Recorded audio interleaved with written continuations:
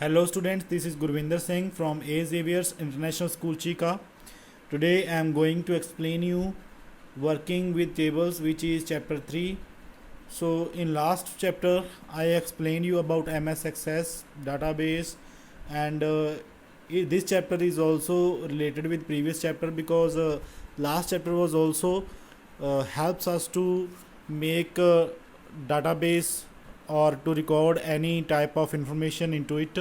So we can also record lots of information into tables, and tables are also helpful to store information in MS Access. So let's start the chapter working with tables. So सबसे पहले ये जान लेना ज़रूरी होता है हमारे लिए कि टेबल्स होते क्या हैं. सो टेबल्स क्या है? A table is a database object which is use to store information in an organise manner. So number 1 पे तो ये हमें कोई भी इंफॉर्मेशन स्टोर करके रखने में हेल्प करता है. स्टोर करने से तो आप समझ ही सकते हो कि जैसे कोई भी चीज़ जिसकी ज़रूरत आज हमें कम है लेकिन फ्यूचर में हो सकती है तो उसको हम स्टोर करना बोलते हैं. तो ऐसे ही जो इन्फॉर्मेशन की ज़रूरत आज हमें नहीं है लेकिन फ्यूचर में हो सकती है उसकी ज़रूरत हमें, तो उसको हम स्टोर इन्फॉर्मेशन कर लेते हैं. It consists of rows and columns. So बेटा टेबल के अंदर जो इन्फॉर्मेशन फिल की जाती है वो रोज़ एंड कॉलम्स के अंदर की जाती है, यानी कि जो टेबल होता है वो रोज़ एंड कॉलम्स का बना हुआ होता है.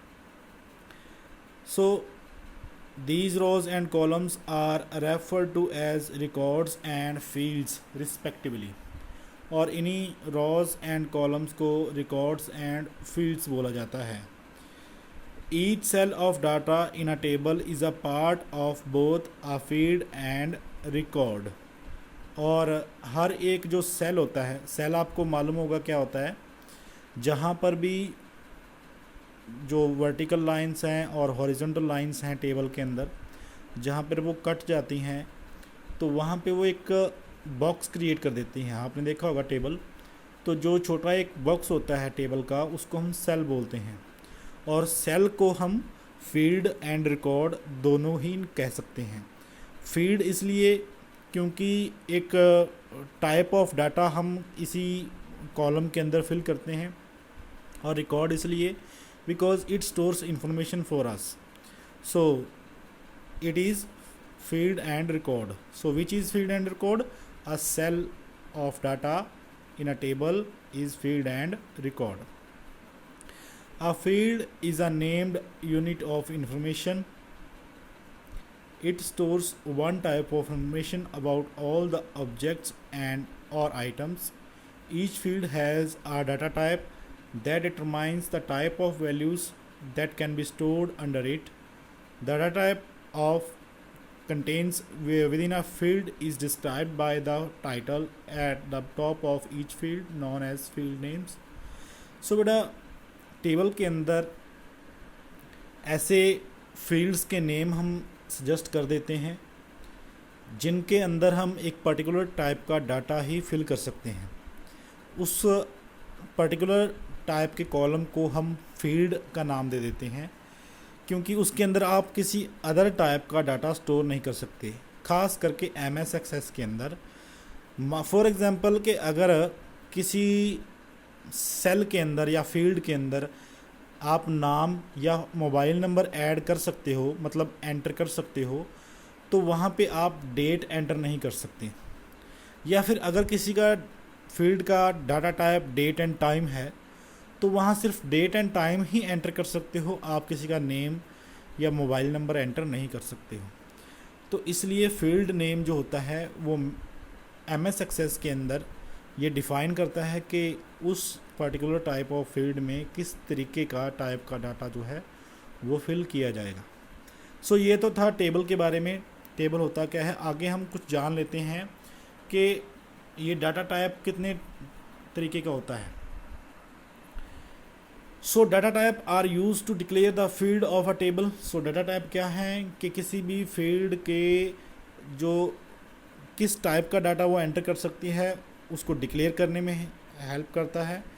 A data type determine the type of data specific field can accept. Once the data is defined, you cannot enter a different type of data in it.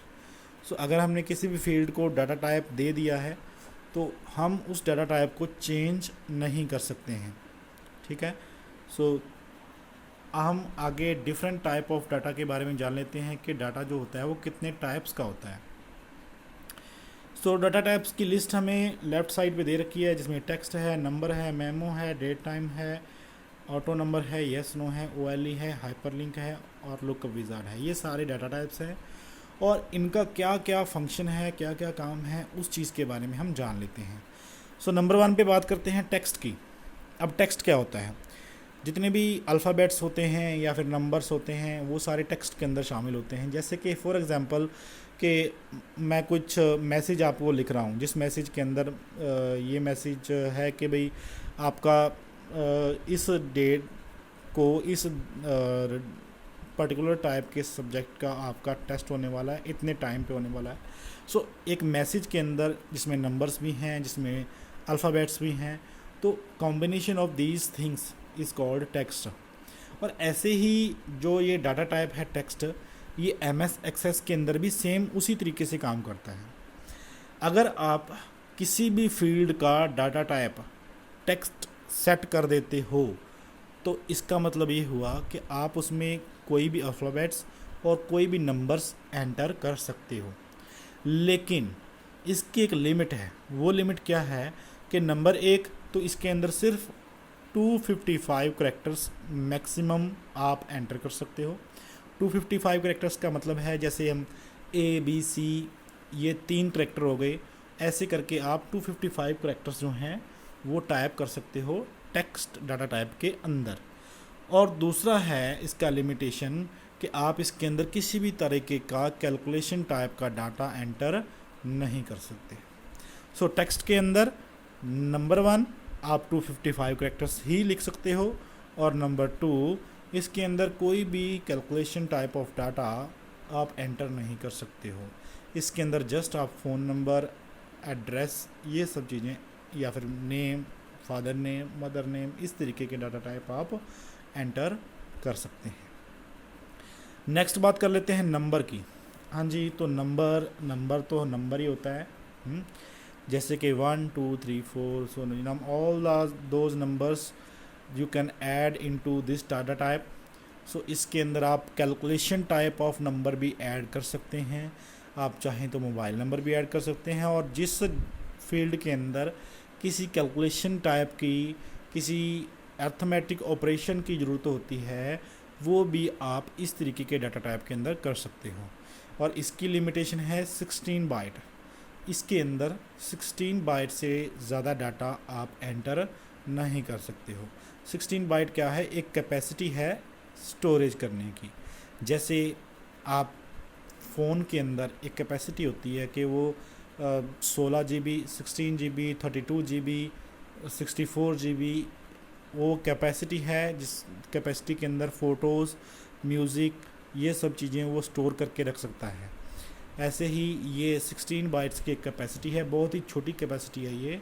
लेकिन अगर नंबर आप टाइप करोगे तो काफ़ी नंबर्स आप टाइप कर सकते हो 16 बाइट्स के अंदर भी। लेकिन नंबर फील्ड जो है वो कैलकुलेशन टाइप के डाटा को एंटर करने में हमारी हेल्प करती है। लेकिन ये ध्यान में रखें कि नंबर अगर आपने टाइप दे दिया तो उसके अंदर आप फिर कोई अल्फ़ाबेट्स एंटर नहीं कर पाओगे, यानी कि जो अल्फ़ाबेट्स ABCD या किसी का नेम एंटर नहीं कर सकते हो। हाँ जी, टेक्स्ट और नंबर ये तो इंटरलेटेड थे और हमें समझ में आ गए हैं। नेक्स्ट आता है हमारे पास मेमो। अब मेमो वर्ड का मतलब क्या है? मेमो वर्ड निकला है मेमोरी से। अब मेमोरी का मतलब क्या होता है? किसी चीज़ को स्टोर करके रख लेना, इंफॉर्मेशन को स्टोर करके रख लेना। जैसे कि हमारे पास एक मेमोरी है, कहाँ पे है? ब्रेन में है। जो किसी का नाम, हमारे परिवार, फैमिली का नाम, किसी का भी नाम स्टोर करके रख सकते हैं उस मेमोरी के अंदर। ऐसे ही कंप्यूटर के अंदर भी मेमोरी होती है ना। ऐसे ही मोबाइल के अंदर भी मेमोरी होती है जहाँ पे बहुत सारी इन्फॉर्मेशन स्टोर हो जाती है। तो यहाँ पे यही वाला मेमोरी से निकला है ये वर्ड मेमो, ठीक है। शॉर्ट में इसको मेमो लिखा हुआ है। तो ये हेल्प क्या करता है, ये हेल्प करता है हमें लॉन्ग डिस्क्रिप्टिव फील्ड्स को रिकॉर्ड करने के लिए। जैसे कि फॉर एग्जांपल कि आपने कुछ डाटा लिखा कि भी ये व्यक्ति है, उसका फादर नेम ये है, उसका मोबाइल नंबर ये है, और लास्ट में आपने उसको एक मेमो कॉलम दे दिया। मेमो कॉलम इसलिए दे दिया कि आप डिस्क्रिप्शन में लिख सको कि जो बंदा है वो किस नेचर का है, वो कहाँ कहाँ तक मतलब उसने स्टडी कर रखी है, कहाँ कहाँ उसने जॉब किया, वो किस तरीके के किस स्वभाव का बंदा है। सो मतलब बहुत सारे वर्ड्स में अगर कोई चीज़ लिखनी हो तो हम उसको मेमो डाटा टाइप दे सकते हैं। जैसे कि नोट्स बनाने में, कमेंट्स करने में, डिस्क्रिप्शन लिखने में ये डाटा टाइप हमें हेल्प करता है। और सबसे जो ख़ास बात है इसकी वो है इसके अंदर आप 65,536 कैरेक्टर्स जो हैं वो टाइप कर सकते हो। अगर हम कंपैरिजन करें इसका टेक्स्ट से, टेक्स्ट के अंदर सिर्फ आप 255 कैरेक्टर्स ही नोट कर सकते हो, जबकि इसके अंदर 65,536 कैरेक्टर्स जो हैं वो आप इसके अंदर एंटर कर सकते हैं। तो टेक्स्ट, नंबर और मेमो के बाद बारी आती है डेट एंड टाइम की। सो डेट एंड टाइम जैसे कि पता चल ही रहा है हमें, इसके अंदर सिर्फ ये जो पर्टिकुलर डेट है, जैसे किसी का डेट ऑफ बर्थ लिखना हो, टाइम लिखना हो, तो उसके लिए आप डेट एंड टाइम दे सकते हो, जिसमें से डेट सेलेक्ट करना या डेट को फिल करना बहुत ईजी हो जाता है। After that auto number, it generates a sequential number whenever a new record is added to a table। so auto number किससे निकला है? ऑटोमेटिक नंबर से। ऑटोमेटिक नंबर का मतलब क्या हुआ कि भाई जो नंबर ऑटोमेटिकली आगे बढ़ता रहे, जैसे हमें 1 के बाद 2 डालने की ज़रूरत ना पड़े, 2 के बाद 3 डालने की ज़रूरत ना पड़े। अब अगर आप मान लो किसी पर्टिकुलर टाइप के क्लास का रिकॉर्ड एंटर कर रहे हो, तो वहाँ पे नंबर 1 पे आपको क्या लिखना पड़ेगा? सीक्वेंस लिखनी पड़ेगी उनकी कि first student, second student, third student. तो नंबर 1 पे आपको सीरियल नंबर लिखना पड़ेगा। तो अगर आप सीरियल नंबर को एक डाटा टाइप दे देते हो ऑटो नंबर का, तो क्या होगा कि वहाँ पे 1 से स्टार्ट होगी काउंटिंग, और जितने रिकॉर्ड आप लिखते जाओगे उसकी जो नंबर्स हैं वो एंटर करने की आपको ज़रूरत नहीं है, वो अपने आप ही ऑटोमेटिकली नंबर्स को ऐड करता जाएगा। जैसे आपने एक स्टूडेंट का डाटा लिख दिया तो उसका नंबर 1 अपने आप ही सीरियल नंबर में आ जाएगा। उसके बाद जब सेकंड का रिकॉर्ड दोगे तो सेकंड सीरियल नंबर अपने आप आ जाएगा। ऐसे ही करके कंटिन्यूस चलता रहेगा। ऑटो नंबर के बाद आता है यस या नो। अगर आपको कोई इन्फॉर्मेशन ऐसी फिल करनी है जिसका जो आंसर है वो सिर्फ यस या नो में हो सकता है, ट्रू या फॉल्स में हो सकता है, या फिर ऑन या ऑफ में हो सकता है, तो ऐसे डाटा टाइप को आप यस या नो डाटा टाइप दे सकते हो, जिसमें सिर्फ 2 ही आंसर हो सकते हैं, जैसे कि यस नो, ऑन ऑफ या फिर ट्रू फॉल्स। ठीक है। आफ्टर दैट आता है OLE। OLE की फुल फॉर्म क्या है? OLE stands for object linking and embedding. Object linking and embedding. So object linking and embedding का काम क्या है? It is use to embed an object created in another application. So OLE के ज़रिए अगर आपने किसी भी डाटा टाइप को OLE दे दिया तो इसका मतलब ये है कि आपके पास एक लिंक वाला बटन आ जाएगा वहाँ पे, और आपको उसके अंदर कुछ फिल करने की ज़रूरत नहीं है। जस्ट आप उसके ऊपर क्लिक करोगे और आप किसी अनदर फाइल को चूज़ कर लोगे, जो किसी MS word, MS excel, PowerPoint, किसी भी अदर प्रोग्राम में आपने उस फाइल को बना रखा है, तो आप उस फाइल को उस डाटा के साथ क्या कर दोगे? लिंक कर दोगे। और इसकी मैक्सिमम कैपेसिटी है 2 GB of data. So 2 GB of data को आप इसके अंदर एंटर कर सकते हो OLE डाटा टाइप के अंदर। नेक्स्ट आता है हाइपरलिंक। सो हाइपरलिंक भी OLE की तरह ही होता है, लेकिन हाइपरलिंक का जो एरिया है वो बहुत ज़्यादा ब्रॉड है। अब हाइपरलिंक क्या है? अगर मान लो कि आपके कंप्यूटर में कोई कहीं भी फाइल है या फिर इंटरनेट के ऊपर कहीं भी कोई फाइल है, तो आप उसका एड्रेस जो है, पाथ जो है वो मेंशन कर दोगे। अब क्या होगा कि अगर किसी को कोई भी इंफॉर्मेशन की कभी भी ज़रूरत पड़ेगी फ्यूचर के अंदर, तो उस हाइपरलिंक के ऊपर क्लिक करके उस सोर्स तक पहुंचा जा सकता है जहां पे वो डाटा पड़ा हुआ है। So hyperlink is a link to the other page on web page or any other path. So and the last is lookup wizard. So lookup wizard helps us to create a field whose values are chosen from the values in another table. So किसी other table के अंदर अगर आपने कोई value ले रखी है तो उसको चूज़ करने में, क्रिएट करने में आपको हेल्प करता है लुकअप विजार्ड. सो आज की इस वीडियो के अंदर हमने डिस्कस किया टेबल्स क्या होते हैं. आफ्टर दैट टेबल्स के अंदर जो हम डाटा फिल करते हैं उसके डाटा टाइप कितने टाइप से हम फिल कर सकते हैं इन MS Access.